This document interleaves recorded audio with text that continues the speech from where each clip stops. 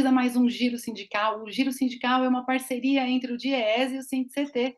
DIEESE é o Departamento Intersindical de Estatística e Estudos Socioeconômicos e SINDIC-CT é o Sindicato Nacional dos Servidores Públicos Federais da área de Ciência e Tecnologia no setor aeroespacial. E nesse programa nós vamos repercutir um tema que tem sido a pauta dos noticiários, praticamente desde que foi consagrado o resultado do segundo turno da eleição. Nós vamos tratar do orçamento. E quem vai ajudar a gente aqui para fazer essa tarefa, para cumprir esse papel, a partir da ótica da necessidade do Estado, de que Estado, e que inclua também os servidores públicos federais, é o Sérgio Ronaldo da Silva, ele que é secretário-geral da CONDCEF, a Confederação Nacional dos Trabalhadores no Serviço Público Federal.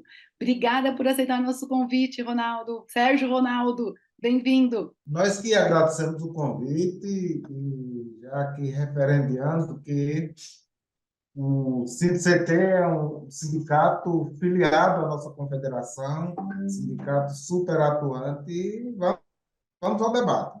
Vamos começar um pouquinho sobre a situação dos servidores públicos federais. Nós temos uma situação, e aí você me corrige se os dados não estiverem fidedignos, mas que a gente tem uma boa parte do serviço público federal que está há 7 anos sem reajuste, sem sequer a recomposição de perda inflacionária.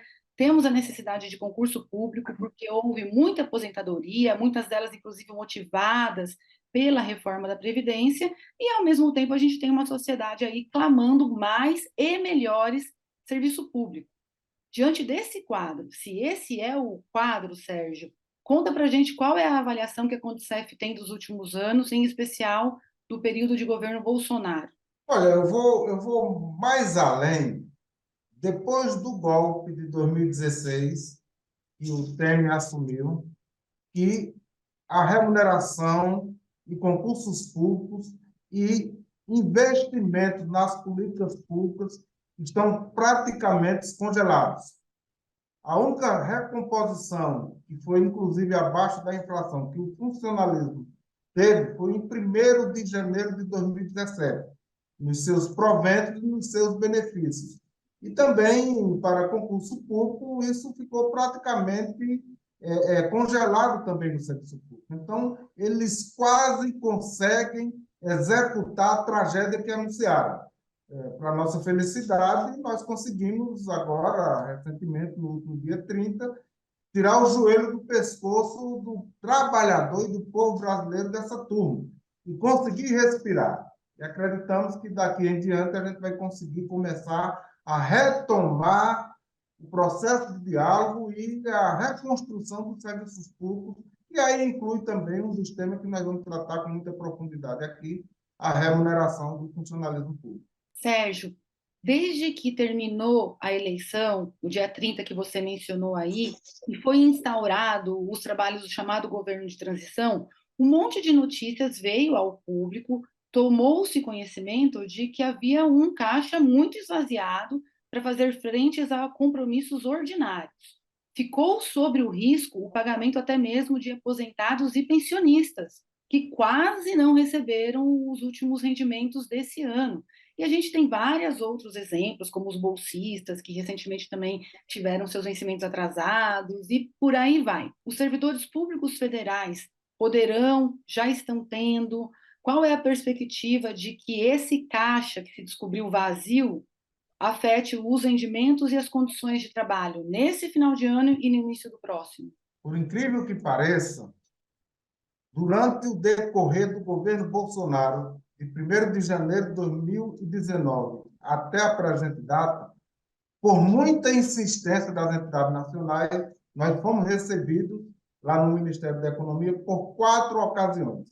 Todas as 4 foram para abordar, junto às entidades nacionais representativas, que não tinham autorização para dialogar nenhum tema com o funcionalismo que dissesse respeito à recomposição salarial de benefícios do concurso público.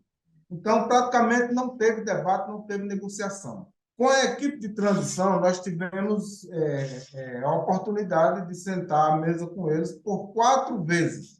Nessas 4 vezes, nós fizemos um diagnóstico do que o futuro governo vai receber da administração pública de uma forma geral.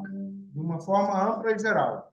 E, evidentemente, sinalizamos o que é que a gente pleiteia para que um governo que tenha compromisso com as políticas públicas, com o serviço público e com a população brasileira possa instalar a partir de 2023, nos primeiros dias de janeiro já do ano que vem. Então, tudo isso ficaram condicionados junto aos relatórios que foram apresentados recentemente ao presidente Lula e ao vice-presidente Geraldo Alckmin, e, evidentemente, com o compromisso de retomar um tratamento adequado com as representações da classe trabalhadora, que era o que deveria vir acontecendo e não estava acontecendo até a presente data.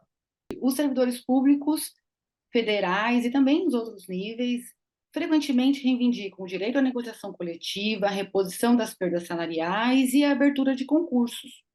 No entanto, esse debate no país, ele tem várias visões. Se os servidores públicos, de um lado, dizem isso, pleiteiam isso, de outro lado, você tem aí, reverberando, sobretudo na mídia grande, falas, mensagens de que o Estado ele já é maior do que o necessário e que servidores são privilegiados. Parece, Sérgio, que não é só uma questão de atender ou não atender a reivindicação trabalhista, o que por si só já seria muito relevante, mas são diferentes visões a respeito do Estado que está em jogo. Então, eu queria que você falasse um pouquinho qual é a visão de Estado da Condicef e quais são as ações que ela considera, que a Confederação considera essenciais para implementá-lo.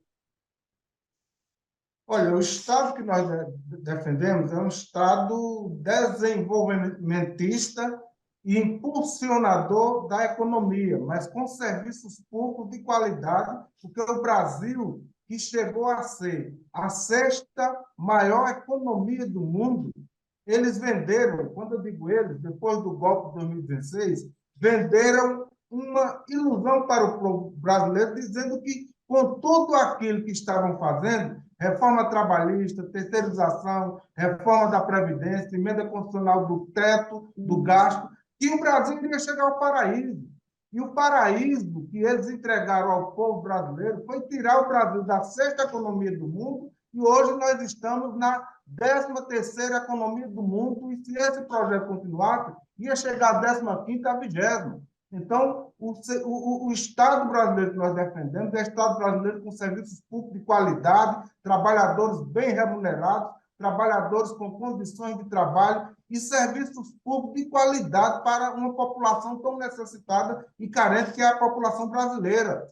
O Brasil, que este ano está batendo recorde na produção de grão, de derivado de frango, de boi, de suíno, ele está exportando a produção hoje de 302 milhões de toneladas de grãos. E é inadmissível que o povo brasileiro esteja na fila do osso. Mais de 35 milhões de pessoas na zona da pobreza. Não é esse Brasil que a gente quer. Fique com a gente, o Giro Sindical volta já já.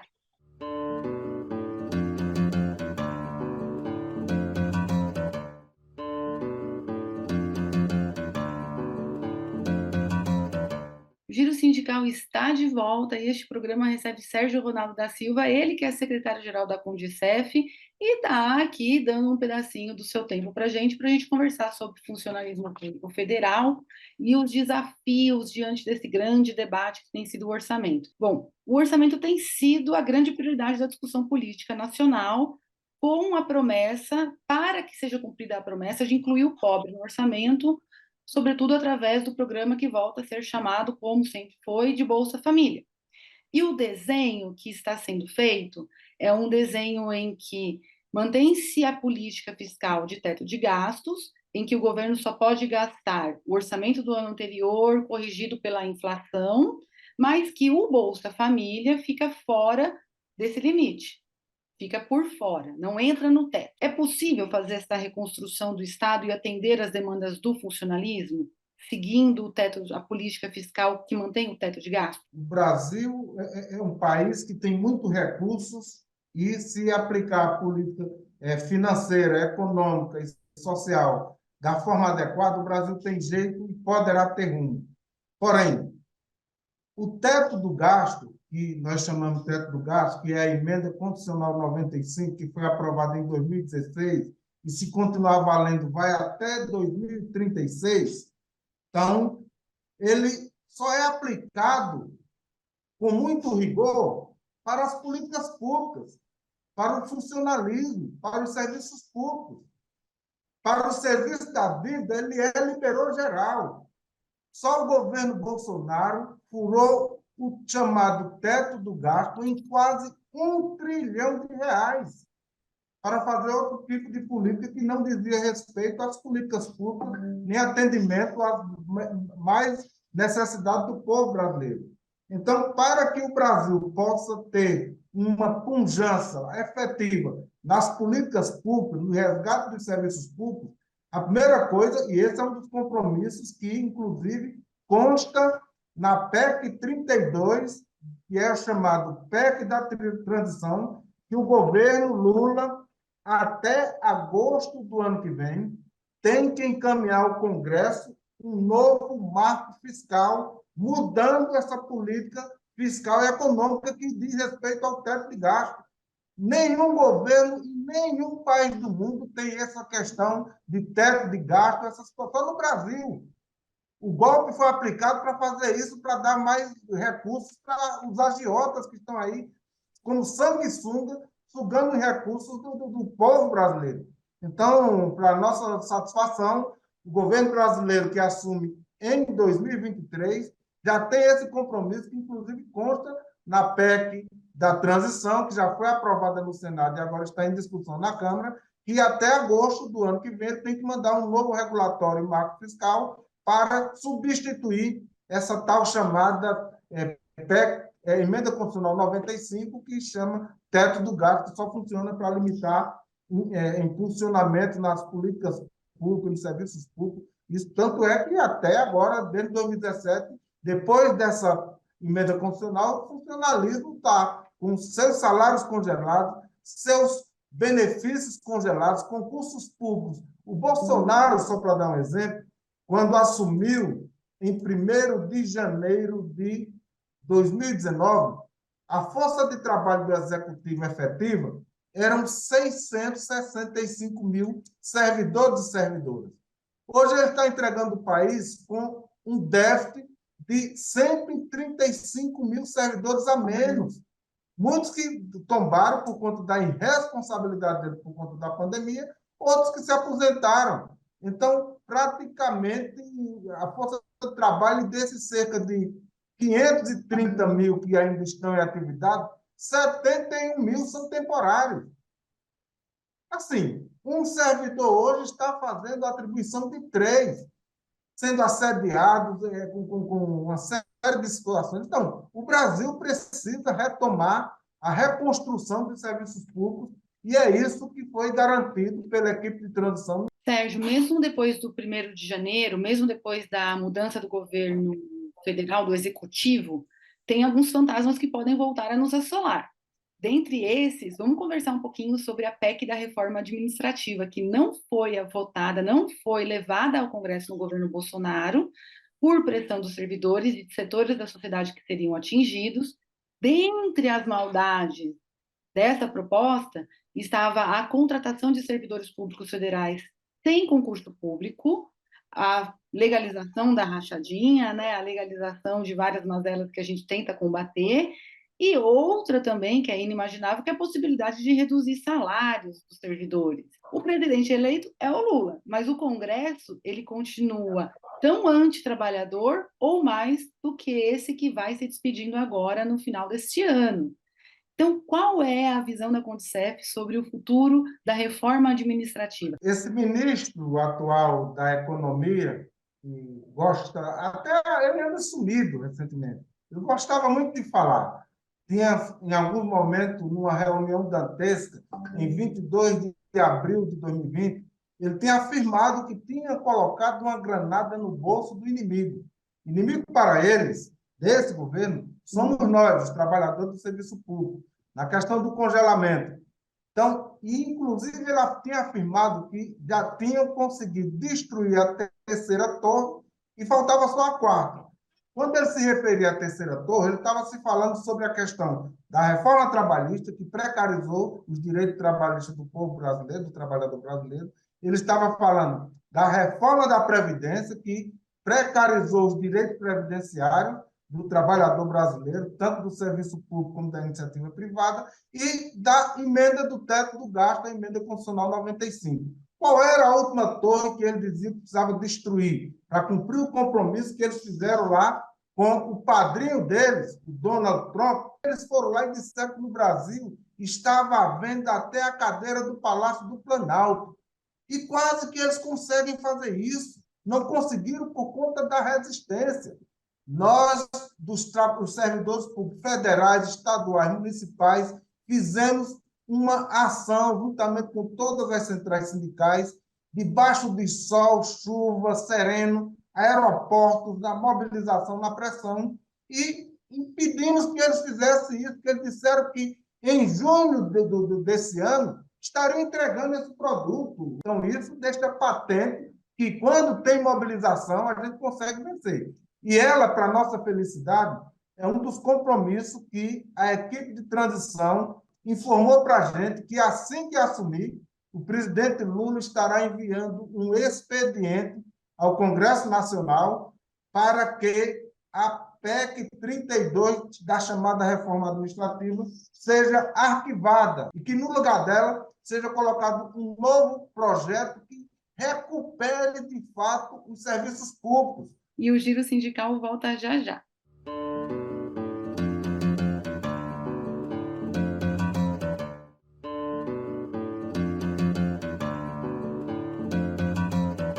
Giro Sindical está de volta e nós recebemos o Sérgio Ronaldo da Silva, ele que é o secretário-geral da Condicef. Então, a Condicef ela foi contra essa reforma da Previdência que foi implementada em 2019. E ela foi protagonista de várias ações no enfrentamento a esse ataque. Mudando o governo, mas a gente já colocou aqui que a gente não tem um Congresso muito amigo, ao contrário, tudo indica. Como é que deve ficar a luta em defesa da Previdência Social dos servidores nesse contexto? Olha, o Lula tem afirmado com muita propriedade que irá rever vários instrumentos do que eles aprovaram na chamada Emenda Constitucional 103. Eles dizem reforma da Previdência, nós consideramos que não foi uma reforma, foi uma destruição dos direitos previdenciários. Então, tem muitas coisas para ser revistas. E qual é o compromisso que a equipe de transição, em nome do governo, que estava ali representando o governo, assumiu com a gente? Para além da questão da PEC 32, eles assumiram outros compromissos, que são os seguintes: o arquivamento do projeto de lei que eles chamam de Carteira Verde e Amarela, que é a continuação, esse projeto é a continuidade da destruição do direito trabalhista. E uma situação importante que assumiram com a gente: eles assumiram o compromisso de encaminhar ao Congresso Nacional e ter todo o empenho da regulamentação da Convenção 151 da Organização Internacional do Trabalho. O que é que isso significa? Eu falei aqui que desde 2017, aliás, 16, que interromperam as negociações, porque o governo, quando está de bom humor, negocia a hora que quer. Regulamentando a Convenção 151 da OIT, nós vamos ter direito a negociar no setor público, quer seja federais, estaduais, municipais, negociação coletiva no setor público. Passar a ter direitos sindicais, que hoje não temos praticamente nenhum direito sindicais. E também o direito de greve, porque no setor público, quando a gente faz uma greve, eles aplicam a regra da iniciativa privada. Então, esse é um dos compromissos que a gente acha que é fundamental. Para além disso, reinstalar as mesas de negociações, tanto a nacional como as mesas de negociações setoriais, que foram interrompidas em 2015 e foi instalada, evidentemente, no primeiro governo Lula, em 2003. Esse é um compromisso também que foi assumido, que consta lá no relatório. Outro tema que assumiram conosco: revogar todos os entulhos que o Bolsonaro, de forma monocrática, fez através de decreto, portarias, instruções normativas, uma série de situações. Por exemplo, o servidor público que é do regime próprio foi jogado para o regime geral da Previdência, ser administrado pelo INSS através de um decreto. É sabido que no INSS hoje tem uma fila de mais de 5 milhões de pessoas esperando um benefício. Se o INSS não está dando conta dessa demanda dos trabalhadores da iniciativa privada, imagina remeter para lá todos os aposentados e pensionistas, que chegam aí em torno de 700 mil trabalhadores e trabalhadoras do setor público. É para justamente deixar amigo. E, evidentemente, uma coisa que é importante, exonerar todos os cargos comissionados do Bolsonaro, incluindo 8.500 militares. O lugar de militar é nos quartéis, nas fronteiras, para que não aconteça o que aconteceu com o Bruno, com o Dom, que foram assassinados sem a proteção do Estado. A primeira coisa que iremos discutir na Mesa Nacional de Negociação é a recomposição salarial e dos benefícios do funcionalismo, que está congelado, e só no governo Bolsonaro nós temos uma perda de 27%. A gente tem uma fala que esse momento de transição, todas as equipes, todos os temas trouxeram a público dizendo é preciso reconstruir as instituições do Estado que foram desmanteladas no último período. E como você bem coloca para a gente, Sérgio, não é só o período Bolsonaro, é desde o golpe que o asfixiamento ele acontece e que leva a esse caos que nós temos hoje. Em algumas áreas é mais evidente, em outras já a evidência não é tão grande. Eu queria perguntar para você, que tem um diagnóstico muito presente, é o seu cotidiano, esse diagnóstico do Serviço Público Federal, se tem áreas que precisam ser priorizadas para esta reconstrução e quais são as medidas mais urgentes. O Estado brasileiro tem que investir em concurso público. Os serviços públicos eles são permanentes, os governos são passageiros. Prioridade número 0, investir na pesquisa, na saúde, na educação e nas áreas sociais. O governo atual, só este ano, cortou mais de 90% do setor do CIT, da pesquisa. O Sistema Único, eles quase conseguem colocar na UTI, quando, na verdade, quem tem que salvar o povo brasileiro da UTI, tem salvado, é o Sistema Único de Saúde. Só para essa questão, por isso que nós estamos apostando que essa PEC da transição ela vai ser aprovada, porque só para o Sistema Único de Saúde vão ser reservados com essa sobra que vai aparecer aí da PEC da transição, 23 bilhões. Para a educação vão ser necessários quase 13 bilhões de reais, porque cortaram quase tudo, inclusive para os bolsistas aí, que atuam na área da pesquisa, da ciência. Então, olha, o desafio que o governo Lula tem pela frente, ele é imensurável. Mas conhecendo a capacidade e o compromisso que o Lula tem, a gente sabe que ele vai dar conta da demanda. E o que depender das entidades sindicais, da Confederação, das demais entidades nacionais, nós estaremos com as mangas arregaçadas para contribuir no resgate das políticas públicas, no resgate dos serviços públicos, dos concursos públicos. Eu espero que, a partir agora de 2023, a gente volte e, evidentemente, o país volte a crescer, a fazer a curva inversa, sair da 13ª economia do mundo para chegar à 5ª, a 4ª economia maior do mundo. O que precisa é compromisso, responsabilidade e gestão. E eu queria aproveitar, então, Sérgio, e pedir para você deixar aqui umas palavrinhas finais, uma mensagem para os servidores públicos federais, para as entidades associadas à Condicef, que é uma gigante aí do movimento sindical brasileiro, e com isso a gente encerra o nosso programa. Olha, antes de iniciar aqui essa entrevista, eu estava desde amanhã lá dentro do Congresso Nacional, trabalhando junto com a equipe da Comissão Mista do Orçamento, trabalhando junto com os parlamentares, para que reservem e garantam recursos maiores para que o ano que vem a gente possa resgatar, se não na totalidade, as percas históricas que temos, mas parte de todo esse prejuízo que o funcionalismo público vem tendo desde 2017. Quer seja na questão de condições de trabalho, quer seja na questão salarial, dos seus benefícios, questões previdenciárias, e que, evidentemente, todos os nossos sindicatos, os servidores e servidoras públicos, possam acreditar que, a partir de janeiro de 2023, nós vamos passar a viver uma nova realidade.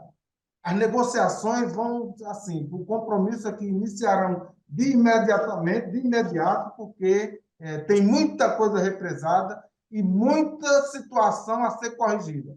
Obrigada, Sérgio Ronaldo da Silva, secretário-geral da Condicef, pela sua entrevista. E com isso eu também me despeço aqui. Tchau, tchau, pessoal. Seguimos até 2023.